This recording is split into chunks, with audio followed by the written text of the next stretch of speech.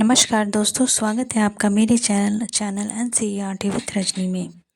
दोस्तों जैसा कि मैंने पिछले वीडियो में आपको बताया था कि हम लोग एनसीईआरटी साइंस को पढ़ तो रहे हैं, साथ ही साथ हम लोग एनसीईआरटी हिस्ट्री को भी पढ़ना शुरू करेंगे, क्योंकि आप सब जानते हो दोस्तों कि हमारा एग्ज़ाम जो है किसी भी वक्त आ सकता है और एनसीईआरटी को पढ़ना बहुत ही ज़रूरी है और हर सब्जेक्ट में एनसीईआरटी को पढ़ना मस्ट है। तो अगर हम सिर्फ एक ही सब्जेक्ट को पढ़ेंगे तो काफ़ी दिन में वो कंप्लीट होगा।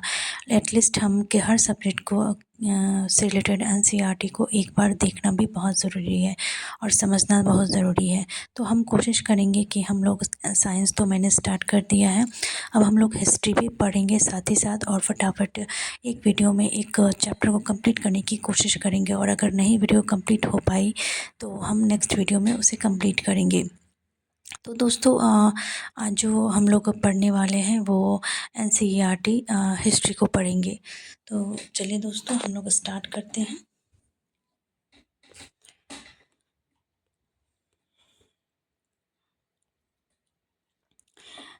जैसा कि आप ये इस बुक के बारे में पहले से परिचित होंगे, इस बुक में बहुत ही अच्छे से एनसीईआरटी के सारे चैप्टर को बताया गया है। इसमें किसी भी चैप्टर को छोड़ा नहीं गया है और बहुत ही अच्छे से डिटेल से सारे चैप्टर को क्वेश्चन बाय क्वेश्चन बताया गया है। इसमें हर चैप्टर से रिलेटेड जितने भी क्वेश्चन आते हैं उसमें सारे क्वेश्चनों को अच्छे से डील किया गया है। तो हम लोग जो आज पहला चैप्टर वो पढ़ने वाले हैं तो वो है क्लास 6 का चैप्टर और इस चैप्टर का नाम है प्रारंभिक कथन कब कहाँ क्या कब कहाँ और कैसे। तो चलिए दोस्तों हम लोग स्टार्ट करते हैं। पहला चैप्टर कब कहाँ का क्या कब कहाँ कैसे, और उसका पहला जो क्वेश्चन है वो है प्राचीन काल में लोग किस नदी के किनारे रहते थे। हमने बहुत बार इस क्वेश्चन को पढ़ा है और इस क्वेश्चन से कई बार क्वेश्चन आ चुका है कि प्राचीन काल में लोग किस नदी के किनारे रहते थे। तो प्राचीन काल में लोग नर्मदा नदी के किनारे रहते थे। नेक्स्ट जो इसमें कुछ बहुत ज़रूरी क्वेश्चन नहीं है तो हम लोग एक बार आगे की तरफ देखते हैं।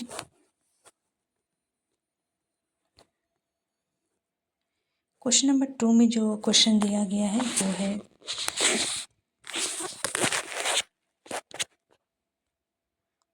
एक मिनट दोस्तों, मैं इसे थोड़ा बड़ा कर लूँ क्योंकि ये दिख नहीं रहा है।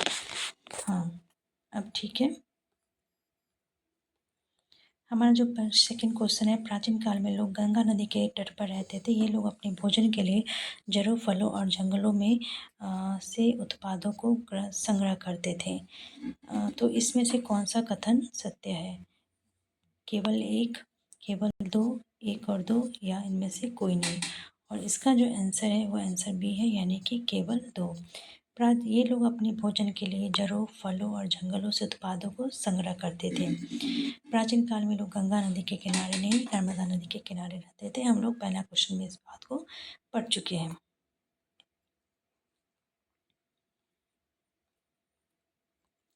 हमारा जो थर्ड क्वेश्चन है वो है कि किस निम्नलिखित में से सुलेमान और किरधर पहाड़ियाँ स्थित है? उत्तर पूर्व, दक्षिण पश्चिम, उत्तर पश्चिम और दक्षिण पूर्व। तो इसका आंसर जो है वो है ऑप्शन बी, उत्तर पश्चिम में। इस बात को आप अच्छे से याद कर लें कि सुलेमान और किरधर की पहाड़ियाँ उत्तर पश्चिम में, भारत के उत्तर पश्चिम में स्थित हैं और अभी यह पाकिस्तान में है।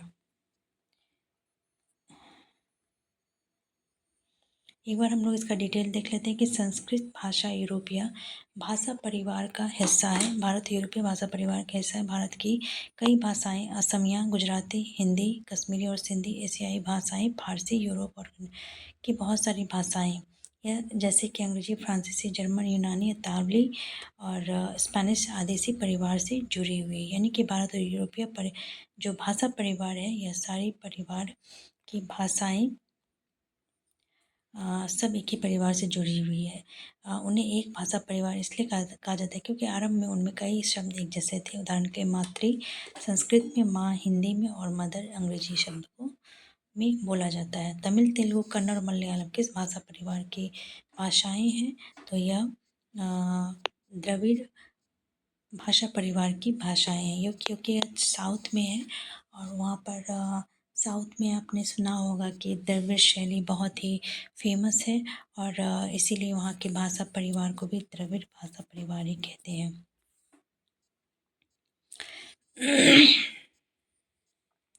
एक बार हम लोग इसका डिटेल देख लेते हैं कि इसमें क्या बताया गया है कि पूर्वोत्तर प्रदेशों में तिब्बत बर्मा परिवार की भाषाएं बोली जाती थी। तमिल, तेलुगु, कन्नड़ और मलयालम द्रविड़ भाषा परिवार की भाषाएं, जबकि झारखंड और मध्य भारत के कई हिस्सों में बोली जाने वाली भाषाएं ऑस्ट्रो एशियाटिक परिवार से जुड़ी हुई हैं। तो इस बात को आप याद कर लेना कि तमिल, तेलुगु, कन्नड़ और मलयालम द्रविड़ भाषा परिवार की भाषाएं, और झारखंड और मध्य भारत के कई हिस्सों में जो भाषाएं बोली जाती है वो है ऑस्ट्रो एशियाटिक परिवार। झारखंड और मध्य भारत के बीच बोली जाने वाली भाषा किस परिवार से जुड़ी है? तो ऑस्ट्रो एशियाटिक परिवार से, जो हमने थोड़ी देर पहले पढ़ा था। क्वेश्चन नंबर 6 है कि ऋग्वेद का उच्चारण किया जाता और श्रवण किया जाता था, न कि पढ़ा जाता था। तो यह सही बात है कि ऋग्वेद का उच्चारण किया जाता था, श्रवण किया जाता था, न कि पढ़ा जाता था।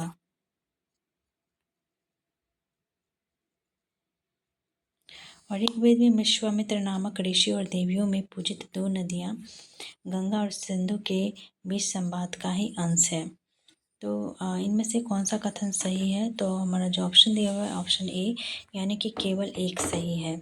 एक बार हम लोग इसका डिटेल पढ़ लेते हैं कि ऋग्वेद का उच्चारण किया जाता था और श्रवण किया जाता था, ना कि पढ़ा जाता था। तो यह बात तो सही है। और ऋग्वेद के सूक्त वार्तालाप के रूप में है।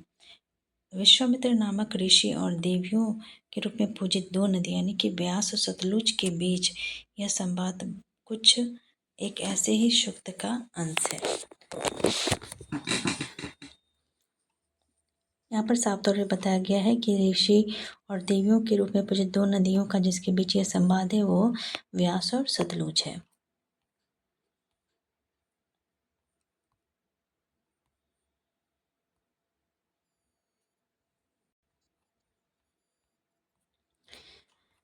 अब जो हमारा नेक्स्ट क्वेश्चन है वो है, एक बार मैं देख लेती हूँ।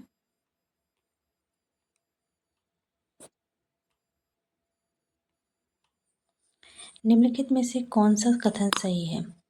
स्त्री और पुरुषों ने सबसे पहले चावल को उपजाना प्रारंभ किया। उन्होंने भेड़, बकरी, गाय, बैल जैसे पशुओं को पालतू बनाया। तो इसका जो आंसर है वो केवल एक, बी, केवल बी, केवल दो, सी 1 और 2 और इनमें से कोई नहीं। तो इसका जो आंसर है वो पहला सही है, सही नहीं है। तो उन्होंने भेड़, बकरी, गाय जैसे, बैल जैसे पशुओं को पालतू बनाया, ये तो सही है, परंतु स्त्री और पुरुषों ने सबसे पहले चावल को उपजाना प्रारंभ किया है, तो इसके अनुसार यह गलत है। तो इसमें जो सही आंसर दिया गया है वो यह बताया कि 8000 वर्ष पूर्व स्त्री और पुरुषों ने सबसे पहले गेहूं और जौ जैसी फसलों को उपजाना शुरू किया। उन्होंने भेड़, बकरी और गाय, बैल जैसे पशुओं को पालतू बनाना शुरू किया। यहाँ पर सीधे सीधे साफ साफ बताया गया कि चावल नहीं गेहूं और जौ जैसे फसलों को उपजाना शुरू किया। निम्नलिखित में से कृषि का विकास किस क्षेत्र में देखने को मिलता है?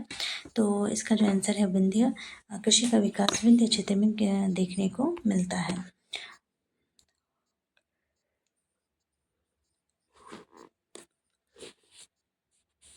जहाँ सबसे पहले चावल उपजाया गया वे स्थान विंध्य के उत्तर के में स्थित थे। निम्नलिखित में से नदियों और उसके सहायक नदी को मिलान करें। गंगा जो नदी है, इसका जो आंसर दिया गया है वो है आंसर बी, यानी कि BDAC, यानी कि अगर मिलान करें तो हमारा जो गंगा है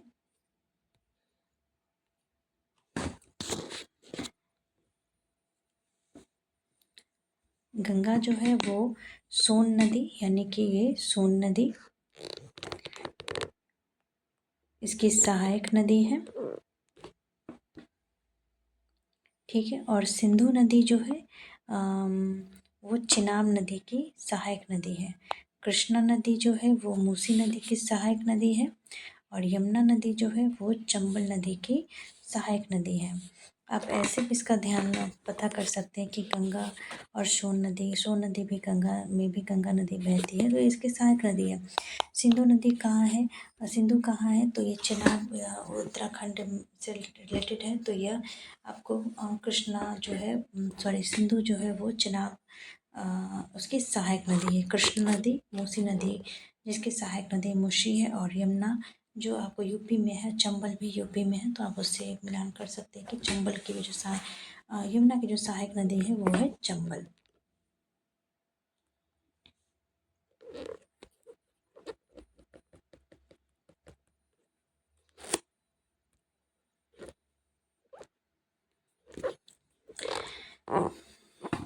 निम्नलिखित में से कौन सी पहाड़ी उत्तर पूर्व में स्थित है, तो हमारा जो आंसर होगा गारो की पहाड़ी उत्तर पूर्व में स्थित है। उत्तर पश्चिम में आपको किरधर और सुलेमान की पहाड़ियाँ स्थित हैं। तो उत्तर पूर्व में गारो और मध्य भारत में विंध्य पहाड़ियों का पता लगावे। ठीक है, तो इस बात को अच्छे से लर्न कर लीजिए कि उत्तर पूर्व में कौन सी पहाड़ी है, तो विंध्य पहाड़ी है। ऋग्वेद में किस ऋषि ने सतलज और व्यास नदियों के साथ वार्तालाप का वर्णन किया था, तो हमारा जो आंसर है वो विश्वामित्र है। ठीक है, हमने पिछले वो क्वेश्चन में भी पढ़ा था कि जो दो नदियों के बारे में जिसकी जिक्र है वो व्यास और सतलज ही है, और बाद में इसके बारे में भी हमने किस ऋषि के बारे में किस ऋषि ने इसके बारे में वर्णन किया, तो विश्वामित्र ने वर्णन किया। ऋग्वेद की कुछ सूक्त वार्तालाप के रूप में है। विश्वामित्र नामक ऋषि और देवियों के रूप में पूजित दो नदियां व्यास और सतलुज के बीच यह संवाद एक ऐसे ही सूक्त का अंश है। ऋग्वेद में किन दो नदियों को देवी के रूप में प्रस्तुत किया गया है, तो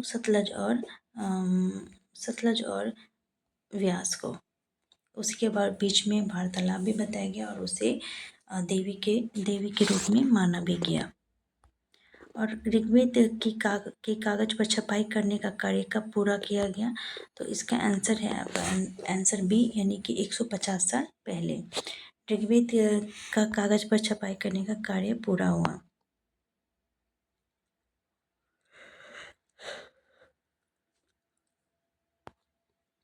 हमारा जो नेक्स्ट क्वेश्चन है वो है कि ऋग्वेद में मवेशियों, बच्चों और घोड़ों की प्राप्ति के लिए अनेक प्रार्थनाएं होती है, और मवेशियों को प्राप्त करने की लड़ाइयाँ की जाती है, और लड़ाइयों जैसे जमीन के लिए की जाती थी, उपजाऊ तथा अच्छे चारागाह के लिए। अधिकांश युद्धों में पुरुष और स्त्रियाँ दोनों भाग लेती थी, और उनकी स्थायी सेना भी थी। तो इसका जो आंसर जो सही होगा वो है,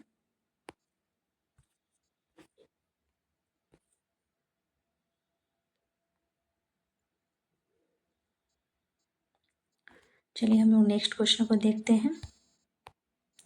हमारा जो नेक्स्ट क्वेश्चन है वो ख़त्म हो गया, तो क्योंकि हाँ सेकेंड चैप्टर स्टार्ट हो गया। तो दोस्तों आज के फर्स्ट चैप्टर में इतना ही, और आज हमने जो चैप्टर पढ़ा है वो क्लास 6 का फर्स्ट चैप्टर है, जिसका नाम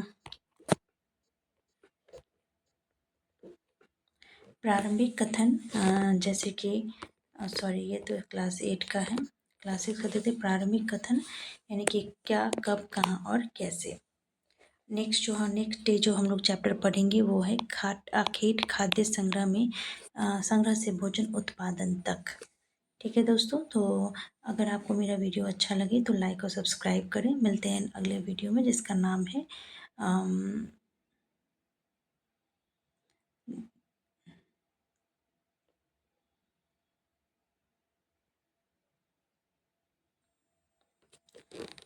और हमारा जो नेक्स्ट चैप्टर होगा वो आखेट खाद्य संग्रह से भोजन उत्पादन तक। तो दोस्तों अगर आपको मेरा वीडियो अच्छा लगे तो लाइक और सब्सक्राइब करें। मिलते हैं अगले वीडियो में अगले चैप्टर के साथ। तो आज्ञा दीजिए, नमस्कार।